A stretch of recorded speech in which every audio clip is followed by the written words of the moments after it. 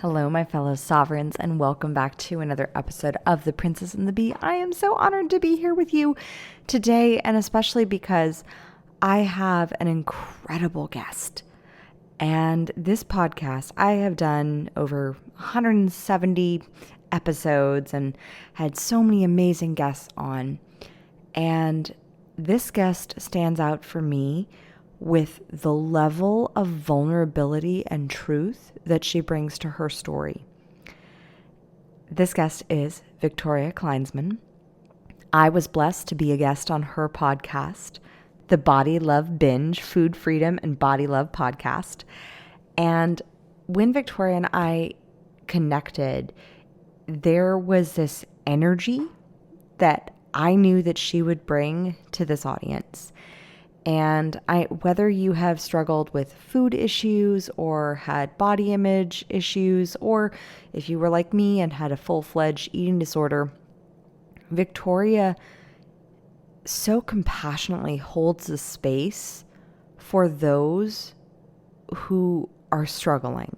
She's been there. She has successfully recovered from anorexia, bulimia, binge eating disorder, and abusive relationships. And her power is in where she is now and how she shows up so loving, so vulnerable, so honest, so compassionate. And I know that's going to radiate through to you. And I hope that in hearing this interview, it inspires you to be more vulnerable, compassionate, and open with your story and your struggles in order for you to be that testimony for what's possible for others. And now I give you Victoria Kleinsman.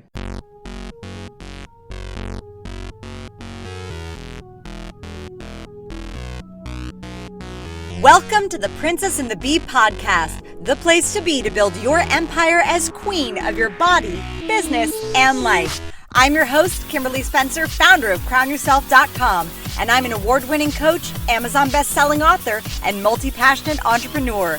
Each week, I give you the systems, strategies, and success stories to help you master your mindset, communicate with ease, and triple your productivity so you make the income and the impact you deserve. Imagine this podcast as your weekly spark of inspiration as you take it to the next level with all the bees of your life. Body, business, bank account, boys, and babies. Let's make it rain. Hello, and welcome back to The Princess and the Bee. I am so excited to be here with you today because we're diving into all the bees around your body and your belief system. And if food started with the bee, that would be a bee that we'd be diving into too. Because I have Victoria Kleinsman here with me today.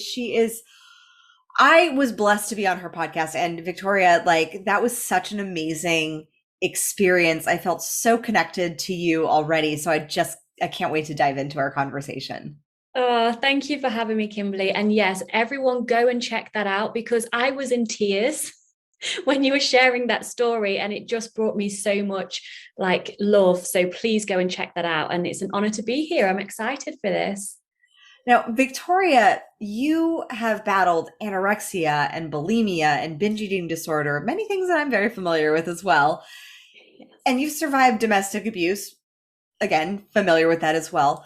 So tell us a little bit about your journey and what got you to where you are today in an amazing, thriving relationship with your fiance.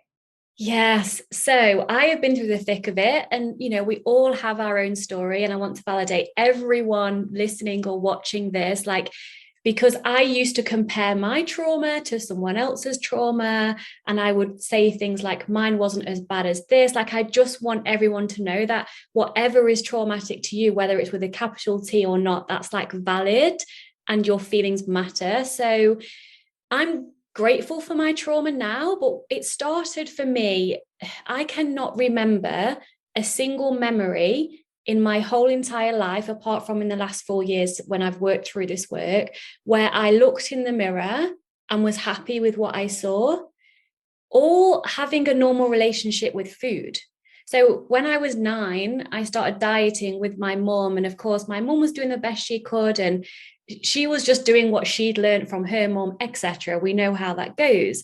And I wasn't a big child. I was a very active child, but I was so close to my mom. And I've learned recently through therapy that it was a very codependent relationship, that I actually wasn't aware of that because I was in it for so long.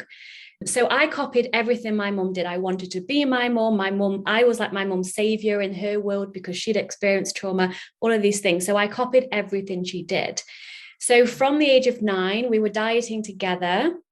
Many of you are aware, and I know you've experienced this for yourself, Kimberly, dieting doesn't really, and when I say doesn't work, I mean it's not sustainable long term. You're going against your body. We end up rebelling and binge eating and all of those things. And that's what happened to me and my mom, but we would do that together. So it felt kind of a normal thing. It's just what you do. You diet and then you binge, and you diet and then you binge. And then as I progressed, as I got older, when I was 13, I was diagnosed with anorexia. I took the dieting too far. The binging, of course, then stopped. And it's a very odd time to think back to, because it's a mental disorder, as you know. And I genuinely didn't want food. There was no like willpower needed. It was like a switch went in my brain and I just didn't want to eat anymore. And through therapy, I understand that I was trying to kind of disappear. I was so like out of tune with my body. And actually it was a way, without me realizing it, to connect to spirit, to connect to goddess, because it's almost like you're so empty. All you have is a connection to source, which is almost death, actually. Fast forward a few years, I healed physically. I would say around within 3 years, I was physically weight restored because of the therapy and the force feeding and all of that. It was a very difficult time. I had a lot of guilt around that because my mum developed depression. I say because of me, because of the situation, she couldn't handle it. I mean, I'm not a mum. I know you are. I can only imagine how that must have been from a mum standpoint. Yeah, I mean, when something's wrong with your kid, it's like there is a fear of like, did I do something wrong? Like, was there something that I could do to fix it? And yeah, and I can only imagine what my what my parents felt as well, having me with my own battles and that challenge that comes because you just want the best for your children. Yeah, and she did, and so she suffered as well, and then I put that all on me. It was all my fault, but then I just couldn't eat normally, and I took on a lot as a young child. And as I say, I physically weight restored. Of course, it was always in my head, like I was scared of food, but I was so monitored. Like my mum was watching me like a hawk, like, which was a good thing, because otherwise I probably wouldn't be here. I wouldn't be alive. I didn't realize it was that extreme. I didn't want to admit it, but it was. But I then felt a lot of like hate. I'm going to use that strong word, hate, towards my mum, because she was making me eat. And that was the last thing I wanted to do. So I was clearly and closely monitored for many years after that. So it went from like dieting with my mum and like restricting's good and well done for not eating this and let's celebrate weight loss, to the complete opposite. Like, you need to have enough, you haven't eaten enough, eat this, eat that. And it was really confusing for me as I was growing up. And then again, fast forward a couple more years, when I was 19, I fell into a physical and mental and emotional abusive relationship. Of course, again, as you know, Kimberly, it happens very gradually. It's not like you just meet someone, fall in love, he hits you, and then you're just like, oh, I'll just stay then. It's like, yep, little tiny things, and you're in love. And he'd say things like, as an example, oh, don't go out with your friends tonight, like we're going to go to London, we'll stay in this hotel, I'll take you shopping. And as a 19-year-old, he was 34, so he was a lot older than me. That's very like convincing. And then all of this stuff happens gradually. And during that relationship, because of the abuse, I didn't go to my sister's wedding. I cut all contact from my family and my mom, which was, I can't actually believe that happened. I turned to food because food was the only thing I knew that brought me comfort, even though I'd had a very disordered relationship with it since I can literally remember. When I was binging before the anorexia, that brought me comfort and safety and yumminess and it's like I'm okay. So that made me feel that way. So I chose food, and then I was diagnosed with binge eating disorder. So we've gone from anorexia to binge eating disorder. Food did bring me comfort, and I've understood now that that was like a lifesaver for me, and I needed to go through that. Then I left that relationship after 6 years, and that is a story in and of itself. It's quite not a humorous story, but it's a story to tell for sure. My mum did help me get out. And of course, if you want to ask me that, we can go into that. Yeah, I mean, I think that that's a big question, especially like when you've been in a relationship for so long. And I mean, for me, I was raised that when you find someone and that's your person, like I saw my parents literally go through everything, and they were married until my dad died back in January. Like so I thought, I grew up with this perception, this belief that when you find that person, that's who you're with. And like I would make the ultimate commitment. I did make the ultimate commitment, and I did get married and ran off when I was 22, 23.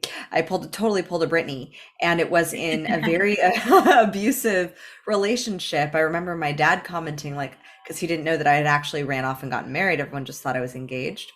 And he would hear us arguing constantly. And he was like, that's the guy. That's the guy that's the one you're going to marry. But because I love the fact that you pointed out that there was those tiny little tears of like those tiny little things of comments and suggestions and things of like, why don't you just not go out with your friends, or why don't you just change the dress that you're wearing, or why don't you maybe not show off your, that for me it was, don't show off your body so much. And so it was those types of comments that eventually, like those almost nitpicky critiques that just kind of started to build up. And I think that when you've been in a relationship, depending upon the length, I mean, I was only in that relationship for like almost a year and a half, but for 6 years, for 10 years, I have some clients who've been in narcissistic or abusive relationships that have gone on for almost decades. And how do you break free from the belief systems and the attachments that you have to that person? Yeah, great question, because I want to just talk a few things around this. Kimberly, thank you for sharing a bit about your story as well. So you're so right. It would be boiling hot in the summer and I'll be wearing a strappy top, and I have big boobs. Just putting it out there, I just do. So no matter what you wore, they would be visible because, I'm not going to wrap myself up. He would have wanted that. He would make me like, I mean, now the place where I am now, I understand that nobody can make you do anything, but I was scared for my life. Like, I am going to share this on this podcast. Like, okay, one time the police came looking for him. My dad, I was still in contact with my dad, and they tried his old address, which was next door to my dad, to find this guy that I was with. So my dad pre-warned me. So long story short, he got taken away. But before that, he quickly decided to tell me, the police are going to come. They're going to take me away. There's a gun hidden under the floorboards. You need to go over the fence and bury it in the woods. Right? I'm not sure if I can share this, but I'm just openly and honestly sharing this. So I found myself at like 3 a.m, and my heart's like literally racing now from the memory, burying a real gun in the woods like a fucking soap or a movie.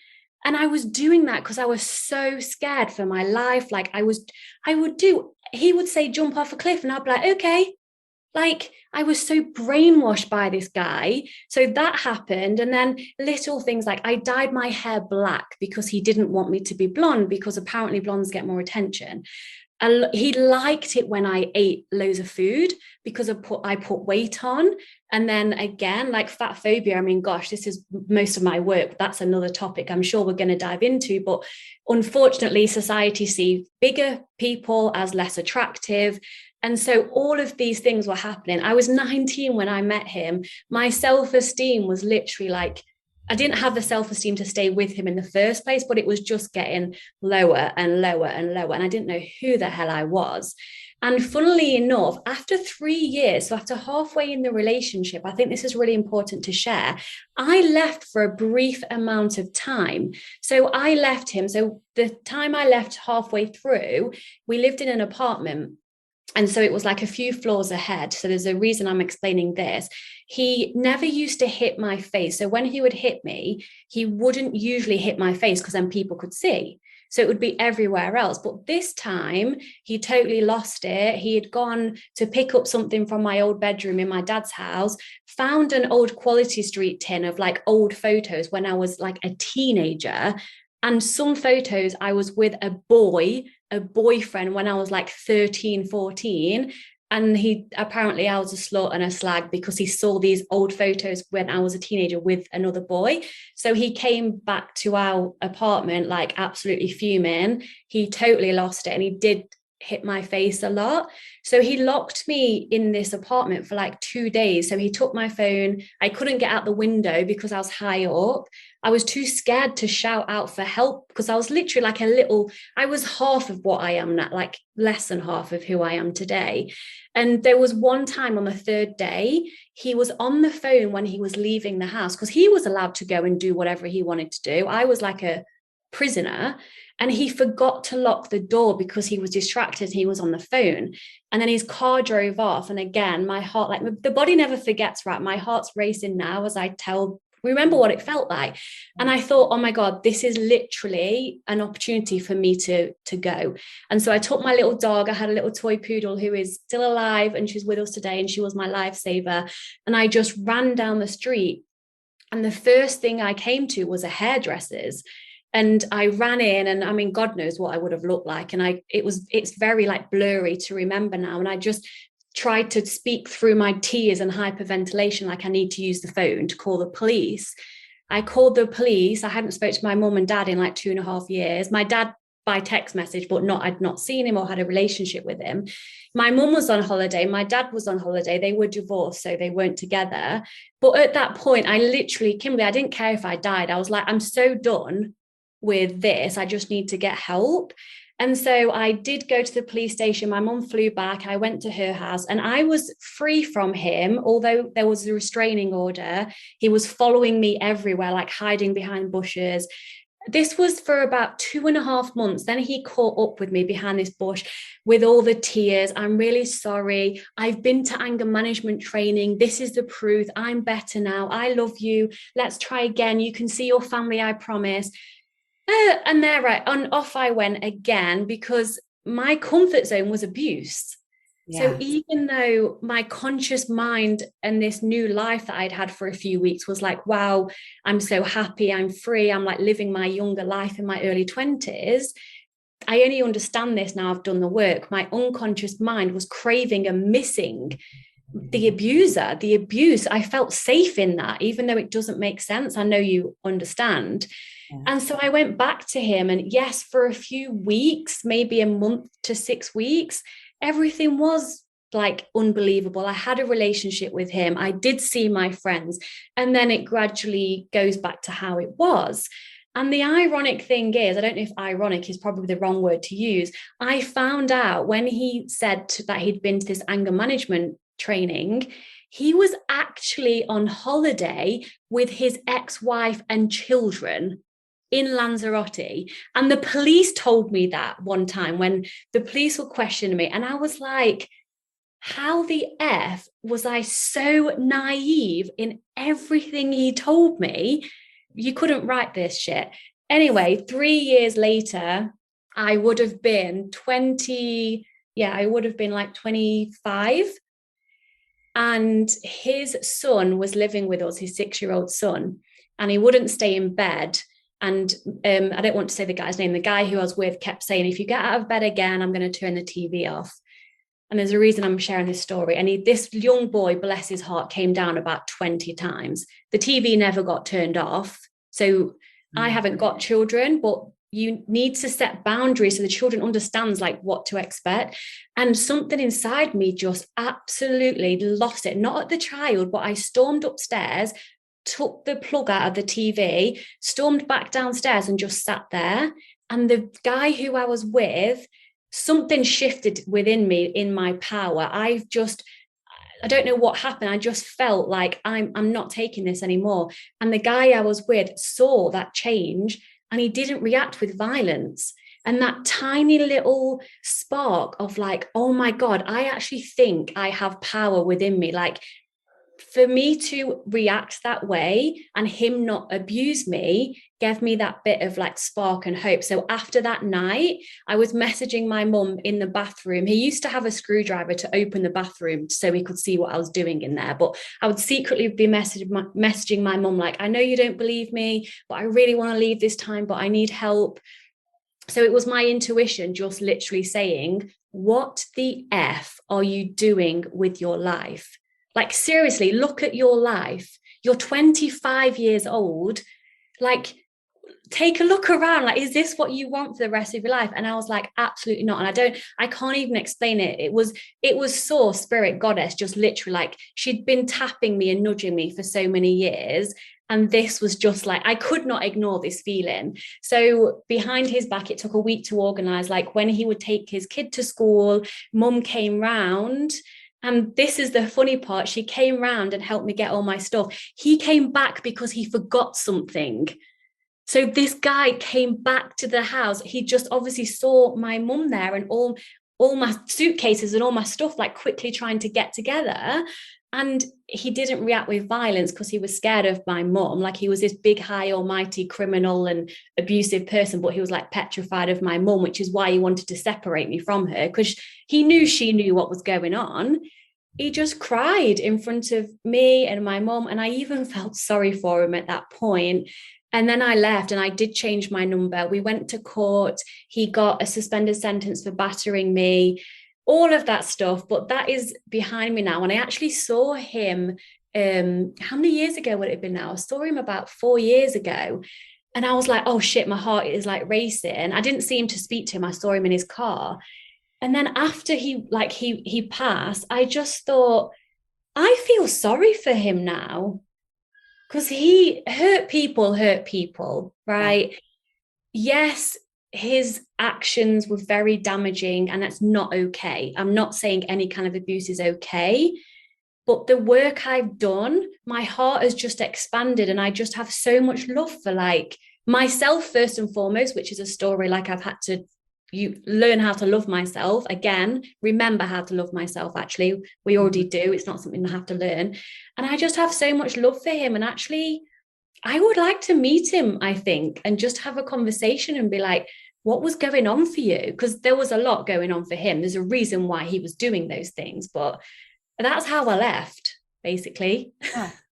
Yeah. And the beautiful, like, oh my gosh, there's so many parts to your story and just how you have come so far from that experience, and the love that you've cultivated first and foremost for yourself and for others. I mean, I came to that other side as well with my dad, and the love that I had for him, even that like there are copious amounts of angry journals raging at him from basically 17 to 26. And then after that, something shifted where I just saw the hurt, the pain, how sad it was that he was still living by the same behavior, and how sad it was that it really was his inner child, that the hurt part of him that was not seen or that was abused, that was the one that was acting out. And I think when we can see people beyond the abuse, especially when they've done something to us, that it's not saying that it's that what they did was right in any way. No. But it is being able to see beyond. I think that's when you kind of realize that you've evolved beyond the trauma of that experience. How did you get to the point? What tools, thought patterns, beliefs did you learn and grow into it or remember that allowed you to love yourself? Wow, this was certainly a journey. I just want to touch on something really quickly to wrap up the end of that, and then I'll definitely go into my story of self-love. So when I did leave him after that story, I fell into the gym, and I found the gym for the first time ever, and it was my thing. It was like, because I wasn't even allowed to go to the supermarket by myself, like in this relationship. So it was literally like I was an actual prisoner. So to be able to walk into a gym by myself, being allowed to, because I allowed myself to do that, and then work on myself, because I didn't have therapy for this straight away, all the anger, all the upset, all the everything that was inside of me for 6 years came out through the gym. So I was an effing machine. Like, I mean, my ego loved the fact that people were like, whoa, like she's another level training. And the reason for that is because I had all this like fire and anger, that because I was such a sweet little girl, I didn't express it to anybody. I just did it through exercise. So that's when the bulimia came, because my body happened to change really quickly. I was doing fitness modeling. I had all the abs, like 9% body fat. Like I looked insane. But behind the scenes, well, first of all, I wasn't emotionally stable because I was just like having to channel this somewhere. So it wasn't a normal relationship with exercise for sure. It became obsessive. I would start starving myself because in the fitness world, honestly, the fitness world messed me up more than anorexia. And this isn't to say the fitness world is all bad. Of course it's not. I love fitness. I'm so into my fitness now, but that really led me to look at my body in a different way. Like it wasn't just thinner is better. It was thin is better, but then you've got to have muscle here and shape here and all of that. So I fell into starving myself in the day and then binge eating again. But because I was petrified of gaining weight, because I also represented gaining weight with the abuse, I would try and like counteract it through purging, through laxatives, through exercising, and that happened. So my self-love journey actually only started 4 years ago when I went on holiday to Egypt, funnily enough. I know before we press record, I've just shared with you, I've been on holiday to Egypt. Yes, I'm so jealous. I've been learning so much about the pyramids, and I'm like, I found out that you can horseback ride around the pyramids, and that is now on my Trello board of goals because that is going to happen. Period. Do you horse ride? I used to when I was a kid. Yeah, and it was something I love horses. I was a unicorn in a past life. It just Oh yes, me too. Yes, exactly. Yeah. So actually I just galloped on, I'll send you some videos. I galloped on the beach this holiday, like literally a proper Arab, like an Arab, you know, the breed of horse, the Arab. Yes. All this desert, miles and miles of desert in front of me. And we was just freedom. Yes. Is like, I can't even describe the freedom of that feeling. But and being on a horse and doing it. Yes. I did that in Galway on the beaches of Ireland. And yes, it's amazing. An experience, definitely. Yes. But you have to be able to learn, you have to be able to know how to ride, because it's a lot harder than it looks. You can't just get on a horse and gallop without any, you know, it can go up to 40 miles per hour. It can be very fast. Mm-hmm. So Egypt is a special place to me. It's a very spiritually guided place for me. So either way, I went to Egypt on holiday.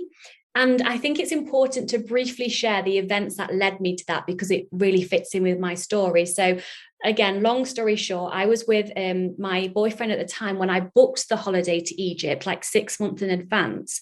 It was very unusual for me to book the holiday. He would always, he was such a sweetheart. There was nothing wrong with our relationship. He just wasn't for me in the end, but he would always take lead. He would always treat me. He would always book holidays. But again, for some reason, and this was before I knew what the word intuition even was, I was just sat on my bed and I just had a feeling like, I'm going to book to go to Egypt, and I'm going to pay for my boyfriend, Josh, at the time to go with me. And so, yes, long story short, we broke up. So I was the lead passenger on this holiday, meaning I could still go because I could just invite a girlfriend and she could just do a name change. So that was the first step, because if he had booked it, he would have gone with someone else instead of me going. So off I went to Egypt. I met a Dutch man who I'm now engaged to, and we've just set a wedding date for next year, for 2023. So it's like getting closer. He was also in Egypt on holiday. He had gone by himself. He was an entrepreneur. He just wanted to get away. He took his laptop and off he went. And the way we met was just like, it was written in the stars. You couldn't even write it. Like, the hotel resort was so big. If you and I went at the same time, we probably wouldn't even see each other, right? So we met in like a really bizarre way. And then we had such a great like time on holiday. I was a little bit like, thanks for the sex, bye, if I'm being honest. And then when we left, he was like, I'm going to come to England every weekend to see you. I was like, kind of, really? Okay, whatever. He came to England every weekend for 3 months without missing one weekend. He flew on a Friday and then flew back on a Monday. Like, obviously, this was all before COVID. And I fell in love, of course. And then I moved over here to the Netherlands because I thought, F it, what's the worst that can happen? And he was into personal development. He introduced me to the first book I ever read since school, actually. And it was called The Subtle Art of Not Giving a Fuck. What a great book. What a great book. So I read that. And then my personal development journey started.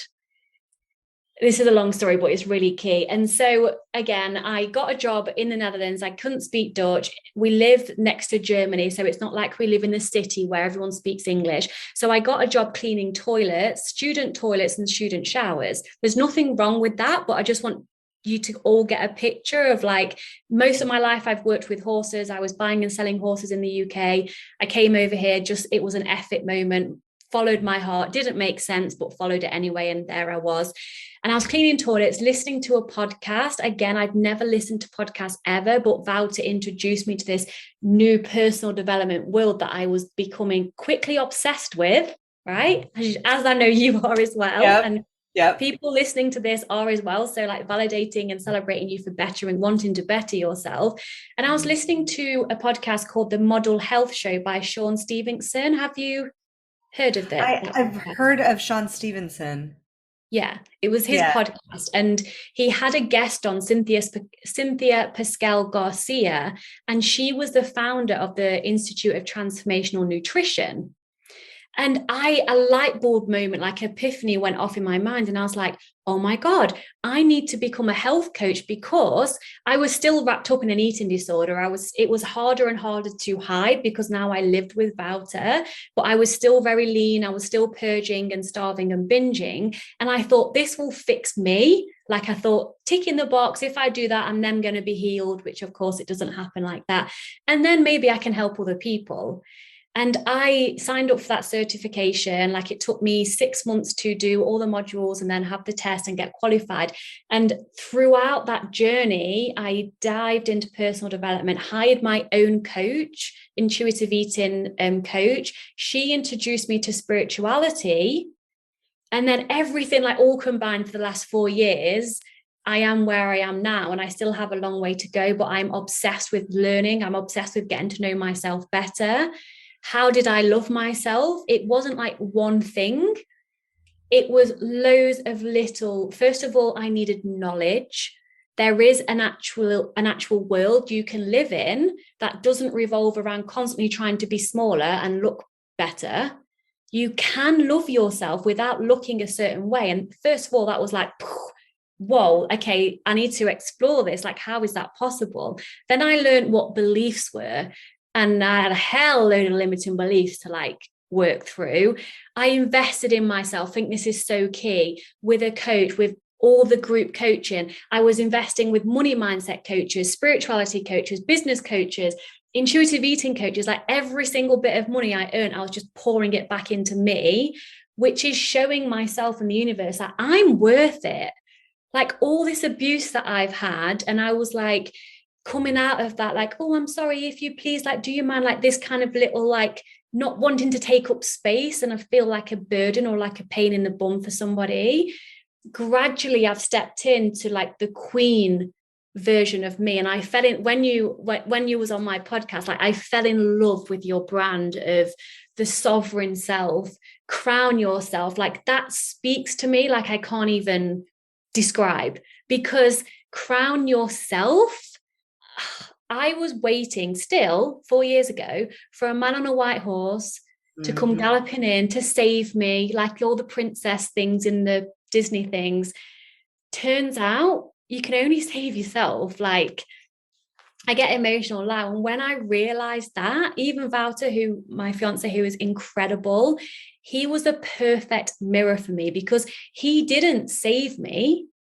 I thought he was going to, which is why I moved here. He showed me how to save myself.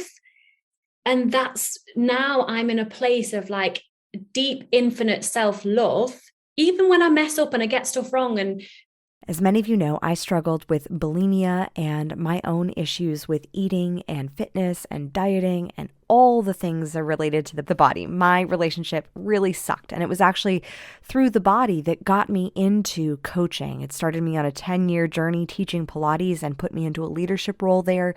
And it also allowed me to discover how to rule my body and heal the relationship that I had with my body.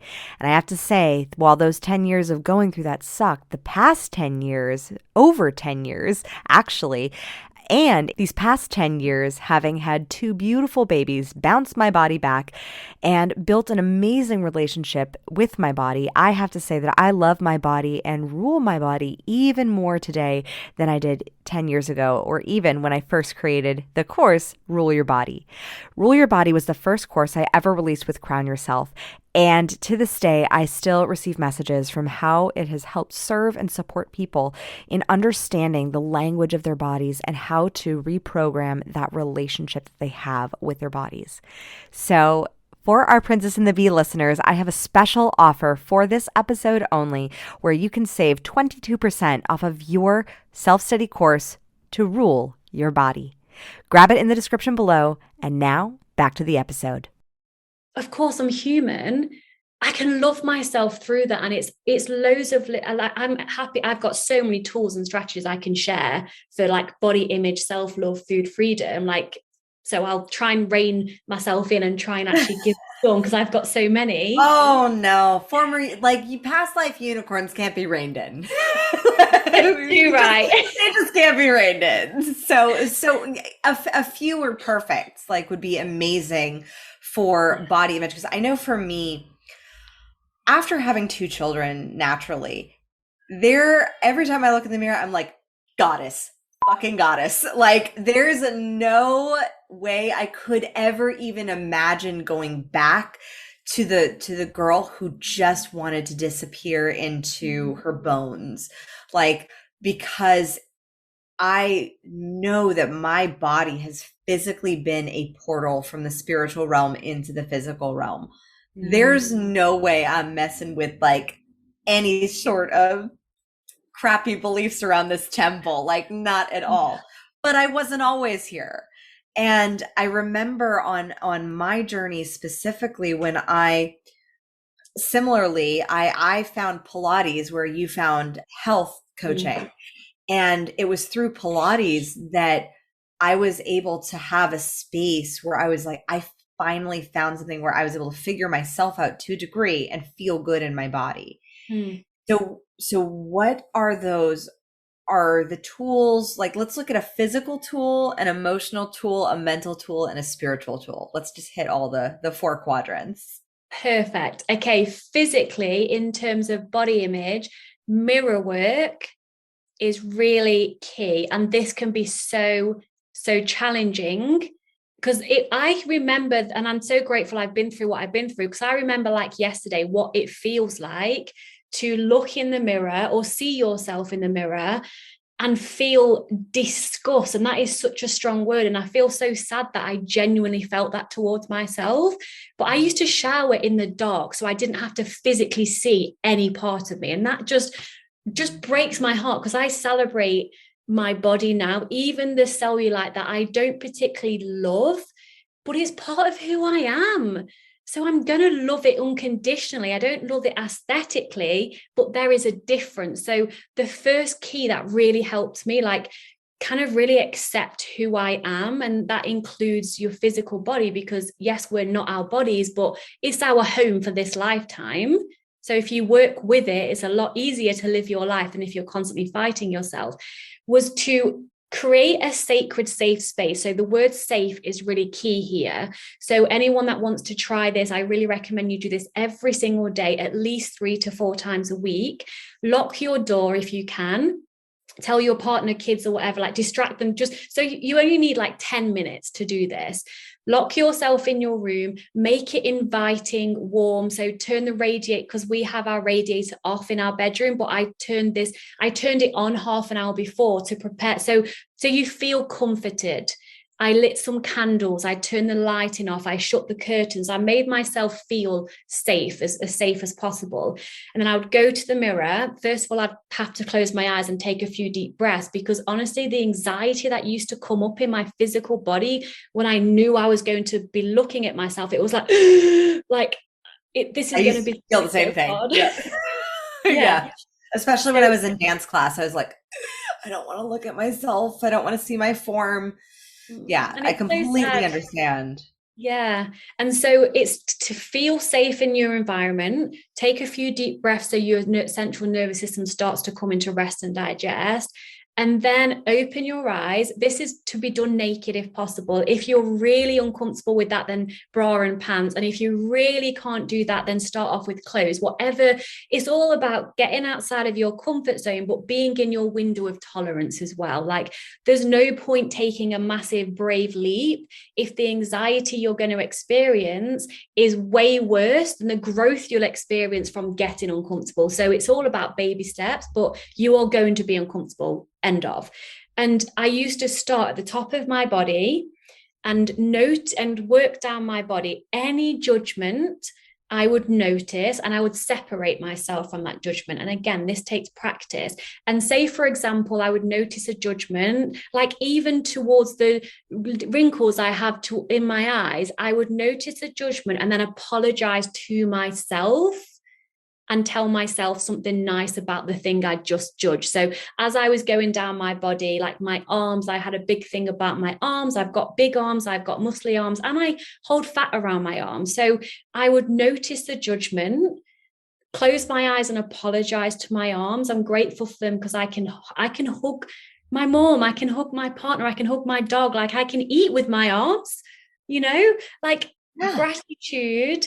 And then I would think of something like I loved about my arms, even if it was the softness of my skin. And I would do that from head to toe. Tears came up, a lot of anger at the beginning, to be honest. I would stand there and be like, this is stupid. Like my inner child would be all defensive and this is stupid. Then I'd get angry and tears of anger. Like, just allow whatever comes up to come up and be okay with that. So that mirror work practice, again, every day if you can, it may not seem like at the beginning it's helping because you're going to be you're looking in the mirror, like not just emotionally, but physically. You are seeing yourself for who you really are. And that can be very uncomfortable and very difficult. But I guarantee if you stick with this process, you will notice a shift because you're allowing yourself to be seen by you. And you're apologizing to yourself and sending yourself love. So I'd say that was, yes, there's emotionally involved in that, but that's like a physical trick you can do. That's a powerful physical one. Yeah. I remember I didn't do mirror work. I did S Factor pole dancing. Ooh. And with S Factor, unlike other forms of pole dancing, S Factor has no mirrors. And it's all about the sensations and the feelings and the somatics. So it was the first time in my life that I'd ever actually like touched my body and like touched it and like played with being sexy, because that was something that was not, it was shunned in my growing up years. So I by instead of seeing it, I saw it through my hands. And so I was allowed to, I finally was able to like touch my body and feel it and feel how it moved. And I remember my pole dancing instructor saying, you've got a lot of fire in you, because I was angry a lot. But I was able to use dance and non-choreographed dance, just dancing to move your body to feel it, to allow the anger to process through the physical movement. And like grabbing onto a hard metal pole really helped. Yeah, that sounds amazing because movement is so key, isn't it? Like, as you shared on my podcast, like energy is emotion is energy in motion, and we have so much stuck emotion within us. Movement, allowing that anger to be expressed through movement, which you use the dancing and I kind of use the exercise. It really does help. Yeah. The runs were a huge savior when I was in my relationship with my ex-husband, because that was just my space of moving meditation and where I'd allow myself to push myself. So the movement is so key. So I love that you also have like touching yourself and looking at yourself in the mirror and acknowledging those pieces of you, because there are so many pieces sometimes that we forget to acknowledge or don't want to, because our body doesn't feel like a safe place to be. Yeah, that word safety is key. And of course, like that's why the power of one-to-one coaching is so powerful and transformative, because I'm going to continue giving you these tips and things that I would love each and every listener and watcher to do. But if you're met with like yourself extreme unprocessed trauma, like you've processed yours, but there's a lot more deeper work to be done with someone who you feel safe and supported with. So if you are doing this work and you're meeting yourself with like extreme uncomfortable emotions and childhood stuff, you don't have to work through that alone. Like reach out to Kimberly, reach out to me, reach out to someone who you feel safe with and who you resonate with. And we can help you work through that, because self-love is available to each and every single person on this earth. We are born with it. We're born loving ourselves, and we unlearn that as we go through life. So it's your birthright. So it's possible for you. And some people listening don't understand how, but it is. You just might need extra support to get there. So there's the point in I'm sharing this is like, you're not alone, and please reach out. You can get that. I promise you. Yeah. A mental shift that I would like to offer. So we've done physical. Yes. The next one will be mental. This was really key for me. Our past experiences, our conditioning is how we see the world. So our reality is our perception of the world. And so whatever we perceive, we're projecting onto other people as well. So what I mean by this, let's bring up the word sex and intimacy with my partner. Because I judged myself about my cellulite, I decided, well, he must be judging me the same way that I'm judging myself, because I can't get my head around him not being. I would also decide that if Kimberly saw me naked, she would also be judging my cellulite, because I can't see any other way, because I'm judging myself. So even though knowing this and having this as a mindset shift, it doesn't magically make everything better. It really helps for you to know the truth. The way you judged yourself is not how other people are judging you. So that just allowed me during intimate moments, especially with the lights on, because that was like most women, unfortunately, that I work with, and we work through that as part of my coaching, they're either completely avoiding intimacy because then they have to face their body and all the insecurities that come with that. Or if they are intimate, they've got to have like a control around the lights off, under the covers. And I just reminded myself, he doesn't see that. And just as an example, I said to Walter, because I met him 4 years ago when I was tiny, fitness modeling, right? And now I don't weigh myself, but the last time I did, I work in stone. I think you guys work in pounds. Okay, so one stone is pounds. I think I'm now in kilos, depending on the country. So if we're working in pounds, I'm about 2.5 stone heavier. So that's about 35 pounds ish. Probably the maths are wrong, but I'm a lot bigger now than I was when I met Wouter. And so the point I'm getting to is, I asked him only a year ago, how is it that when I first met you, you would say like, you're perfect, your body's perfect, you're perfect. And then now, how I am now in this body, this is the real me. He would say, you're perfect, your body's perfect, you're sexy. I said to him, how, from an intellectual standpoint, that doesn't make sense. So how do you see that? And then he sat with it for a few seconds and then was like, no, you're really right, it doesn't make sense. And he just said, I just love you, like you as a person. And that shifted something within me, because he understood it didn't make sense. He wasn't trying to like lie or pretend, or like, I'm not saying every man does this, but he wasn't trying to like make a story around it. He was like, yeah, that doesn't make sense, and all I can say is I just love who you are. So we are more than our physical bodies. We're our sexual energy, our vibe. Like when you look at yourself in the mirror, you're not seeing yourself smile and laugh and cry and make the funny little thing you do with your nose. Like, you're not seeing yourself live and be who you are. So a mindset shift would be, even though it doesn't solve anything, they're not judging you the way you're judging yourself. Yeah, they don't see it. And it's one of my favorite moments in the movie Eat, Pray, Love.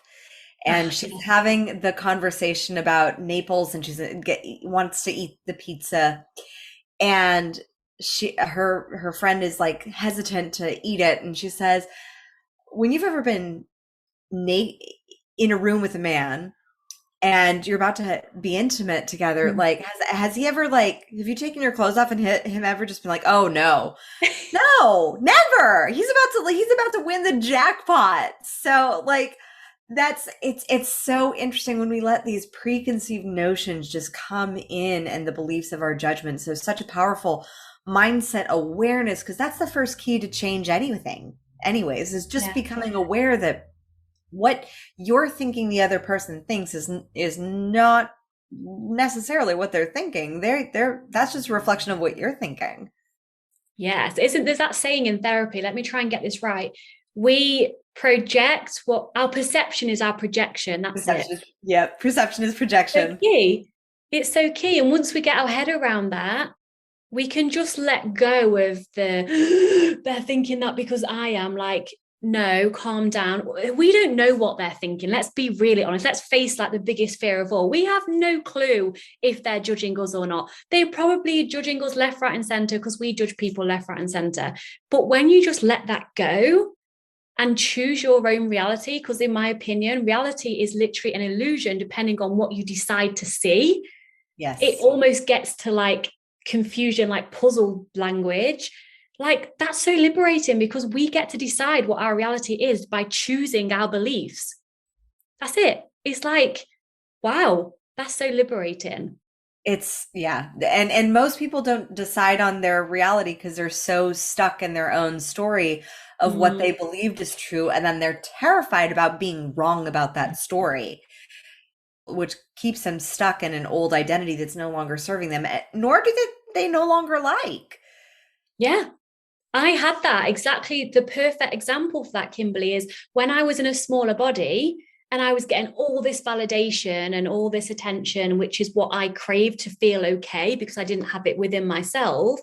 I could absolutely, zero part of me could even believe that I could be happy in my body and in my life in a larger body. And now I'm in a larger body and I am the happiest I have ever been. And if you even want to bring external validation into it, I'm still getting loads of like men messaging me and women. Like, that doesn't matter anymore. But to the people who are really scared to even have that as a little bit of hope that it is possible for them, the stuff that you're scared of losing doesn't go away anyway. So like, just have faith that it will absolutely work out. You just have to have a vision of what you want. And that is, you're remembering the future. Like, Gina Swire is a big mentor of mine. She's a self-love expert. And she always says, you're remembering the future. And I love that so much, because if we have a vision, as you know, Kimberly, that's already possible for us. We've just got to take the aligned action steps to have that vision as a reality. If we can't have the vision, it's not created yet. If we have the vision, we're remembering the future. It's already ours. We've just got to claim it and then take action and claim it. And I love that you said aligned action. It doesn't mean like going and beating yourself up at the gym to like force it, push it, control it, try to make it happen. It's already happening. I like to think of it like a baby. The baby's coming. Like, it wants to get out of you as bad as you want it to get out of you. Like, it wants to get out into the world. So when you're in the labor process, like, it's coming. There's no doubt that there is a baby that is coming, and it's already there. It's just sometimes there are those surges of push, those aligned action steps that you need to take a little action step that is in that alignment to push. And the universe meets you with that. And 150%. Yeah. You've just got to be brave enough. Like, I love Brene's Brown. She has so many amazing quotes, but one of the quotes that really stick with me: courage over comfort. That is one of my pure core values, courage. Because when you're courageous, you're being vulnerable. When you're courageous, you're being brave. When you're courageous, you're stepping outside of your comfort zone. So it's like everything that I stand for into like one word as much as possible. The other ones are love and connection. So they're my three values: love, connection, and courage. Like, I love that so much. You've got to take the first step, and then people, places, and things will just be there for you, almost like a joke. It's so aligned. But you've got to take that step first. Yeah. 100%. Yeah. And so what is an emotional step? Emotional. So we've got two left: emotional and spiritual. And I'm aware of the time as well. So emotional. Okay. So emotion is energy in motion, and emotions are always communicating with us. So for example, let's take the situation we had when you were doing the mirror work, or any kind of time you're getting like a body image trigger of anxiety around being judged, or I don't look okay. The emotion that you feel, it comes to you as an emotion, and then it turns into a feeling, which is how you start to understand it. And then you can start to explore, okay, I feel this way. What is this trying to tell me? So if you feel anxious about going to a party, Christmas is coming up, like a Christmas party, for example, and the anxiety feeling is there, instead of just being the anxiety, take a step back from it. Notice that it's a feeling, it's not you. What is that trying to tell me? So in terms of body image, for me, when I used to feel anxiety, it was, oh my God, fear of judgment. What are they going to think of me? I'm not going to be validated. Therefore, I'm not going to be loved, because we all want to be seen, heard, loved, and to matter. Then you can get deeper and ask what you can learn from that emotion. So from the anxiety feeling of worrying about what other people think of you, you can decide, I choose self-love, and I choose to comfort myself through this feeling. I choose to reassure myself. This is a process over and over again. But the biggest thing that all ties in with emotion is to be there for yourself through all of it. Emotions can be received, felt, and let go of. When we don't let go of a feeling, it becomes our like state of being. And that's when it turns into a mood. Like, we have an emotion, we have a feeling, we have a mood, and then it becomes our state. But you get to choose to let go of that at any moment. And it's always communicating something with you. So just, number one, be there for yourself through any emotion. Get curious if you're ready to explore what it's trying to tell you, and then choose something that empowers you, because you get to choose a thought, which then creates an emotion in your body anyway. And then the spiritual, my favorite part of all. Which one shall I choose for spiritual? Okay, yes, this really, really helped me. The saying that I deeply believe to my core: you are exactly where you are supposed to be in any moment. First of all, brings me so much comfort. And I believe this for each and every one of you, all of us, even if we're going through shit right now and it's so hard and we're like, why the F is this happening? This is happening for me. We either get what we want or get what we need. So then you can be like, right, okay, this is happening for me. I'm exactly where I'm supposed to be. This isn't what I want. How can I learn from this? What am I discovering about myself? How can I grow from this? It's that ultimate surrender, acceptance, life on life terms. Thank you for this gift, even though I hate it right now. Thank you anyway, because I'm going to grow from this, and it's a choice. Oh, yes. Ownership of the choice of choosing it. Like, I've caught myself in that moment. I love that you said of just this, I'm exactly where I'm supposed to be. And when world circumstances and whatnot start to spiral me into thoughts of anxiety, I bring it back to that moment, and then I make a choice. And I have a friend, Leah Valencia Key, who's been on this podcast, and she is just this light of pure joy. She's one of the most joyful human beings I've ever met in my entire life. She's so bright. And I have this, I always think of her when I bring it back to the present moment, and I say, choose joy. Just choose joy. And I make that a conscious, actual choice instead of it being like, well, I don't really feel like it right now. No, I'm no longer available to walk around not feeling on a regular daily basis the way I desire my life to feel.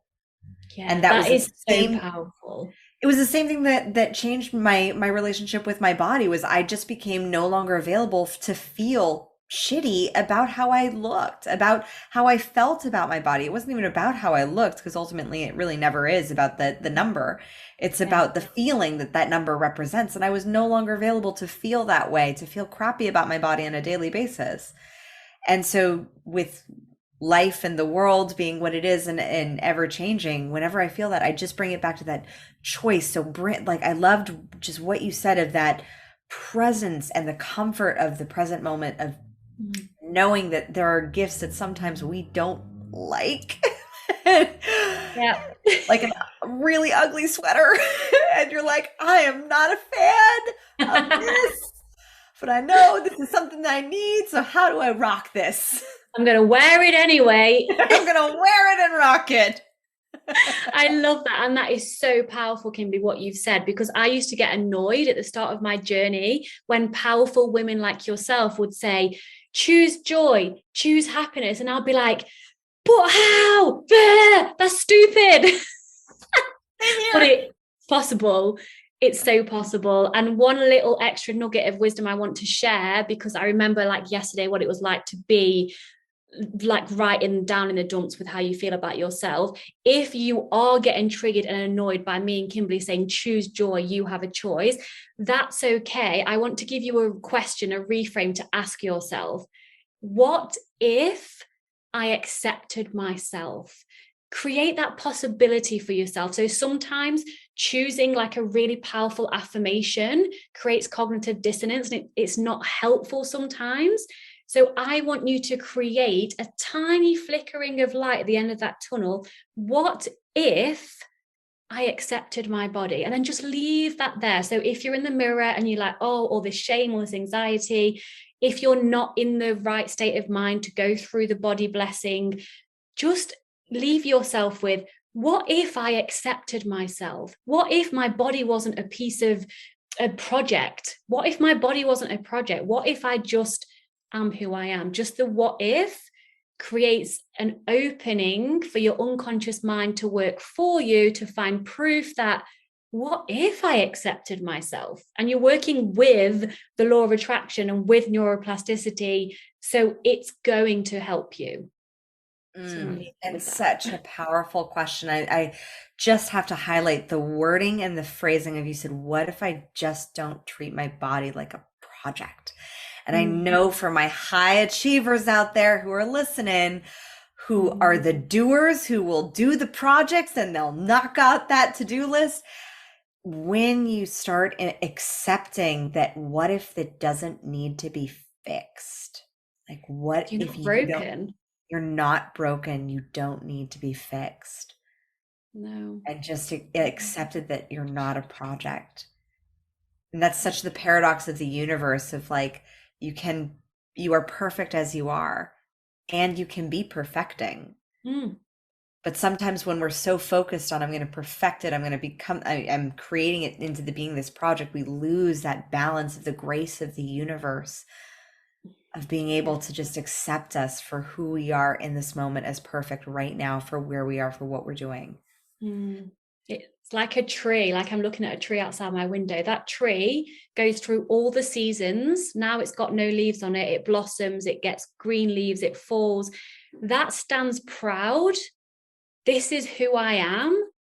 The wind's going to come, the storm's going to come. I'm just going to stand here and be a tree. Like, I know we're not trees, but standing in life and, you know, allowing yourself to be bent and to be swaying and weather the storms of life, but standing proud in who you are. That's everything in business, in relationships, in everything. Just being yourself and loving yourself is everything, actually. And everything grows from that. Yeah, it's beautiful. Victoria, I could talk to you all day. I look forward to meeting you in Egypt someday. Oh yes, I will take you around the pyramids on a horse. Yes. Yes. Amazing. Galloping in 40 Oh, miles or kilometers. miles. So that's even 40, yeah, that's faster. that's That's really way, fast. way faster. Yeah, that's really fast. It's Uh, been an honor. Like I said, like we get on so well, and I learn from you when you're talking, and I just love the space you hold for me when I'm sharing. Like personal development and all this is great because we share what we also need to hear ourselves. So like selfishly serving others is also serving ourselves, and this is just such a beautiful world to be in. Like thank you. oh, Grateful. thank you for all your wisdom and for what you've brought today to this space. So I'm ready to get into a little rapid fire. Are you? Oh yeah, I'm gonna have a sip of water. Let's go. Let's go. So, who Okay. is your favorite female character in a book or a movie and why? Okay, so I watched Aladdin, the new Aladdin recently, and Princess Jasmine, you know the song she sings in the new Aladdin. I can't think what the Yes, song is called. speechless. Speechless. I literally had tears in my eyes when she was singing that. The reason I chose her is because she lives for the people. She lives of service to the world, like you and I. And she's refusing to stay quiet, even though everything and everybody around her, from a place of love, trying to protect her, is trying to keep her small. She's not accepting that, and she's going to be heard. So, Princess Jasmine. What is your favorite book? Oh, wow. Okay, this has really put me on the spot. I have so many. I'm going to go really spiritual. You may have heard of this. Ask and It Is Given by No. Abraham Hicks. Oh, Ooh, Abraham Abraham. Hicks. Yeah. Ask and It Is Given. It's like it's a different, not a different context, but it's a law of attraction, manifestation. We attract what we believe about ourselves, and that is just so key. It's physics. No one can even argue that. It's quantum physics. We get to create our own life. It's taking responsibility. So that's really, there's so many learnings in there for me. Mm. What woman would you want to trade places with just for a day? Like be in their body, feel their beliefs, like see how they see the world. Regan Hillier, have you heard of Regan? Yes. I'm in her training, and her as a woman, as a leader, again, of service, she's always serving, but she stands in her power of, I know who the fuck I am, and I deserve this. But at the same time, she's got such a big heart of service to others and her life and her lifestyle. She travels all the time. Yeah, her. Awesome. What do you define to be your kingdom? Myself. And let me explain this, because spending most of my life looking for something outside of me to save me, even from a concept of my relationship with my mom, it was so codependent. Like I felt like I needed her to be safe and be okay. Then I put that onto different partners, and even the partner I'm with today, when I realized that you don't need a place or a person, we need those things as humans. But when you have yourself and your connection to the divine or goddess, whoever created us, whoever that is, that's my kingdom to me. I am my kingdom and my connection to source. And so wherever I go, whatever happens to me, I'm going to be okay because I've got me. Mhm. And that's like very emotional to me right now, because I don't think I'd ever have said that ever. But I'm there, and that's beautiful. That's amazing. Amazing. Lastly, how do you crown yourself? By honoring my emotions and by leading in alignment with my values, which is very hard as a recovering people pleaser. If something comes to me and I know it will make them happy, but actually it's out of alignment with my business values or my values as a person, I'm going to choose me, and I'm going to honor the emotional discomfort that comes up and be there for myself. Self-compassion, it sounds so simple. That has changed my whole entire life. when I was binge eating, love myself anyway. When I did something wrong or bad or that I disapproved of, and why did I do that? Love myself anyway. Like self-compassion is everything to me. So self-compassion and living true to my values. That's how I crown myself every damn day. Every damn day. Victoria, how do we work with you? Where do we find you? How do our glorious fellow sovereigns come and enter into the kingdom that is you?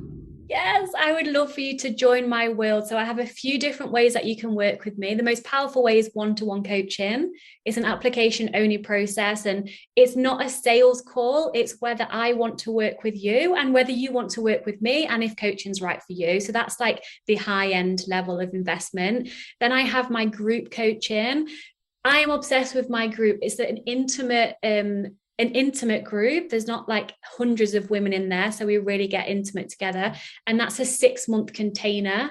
And every month we have a coaching call. I'm in the private space every day. We have a private weekly podcast where I answer their questions, and that is open always.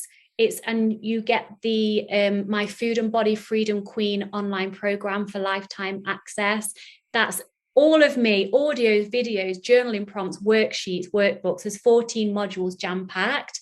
That's like an option to work with me. And then if that's not aligned for you, I have my podcast, which Kimberly has been on. So please check that out. Everything I'm sure will be linked below. That's Break Free from Binge Eating with Victoria Kleinsman. And anywhere on social media, Instagram, Facebook, LinkedIn, it's Victoria Kleinsman. The E is before the I. So it's not the English spelling of I before E. It's the other way around.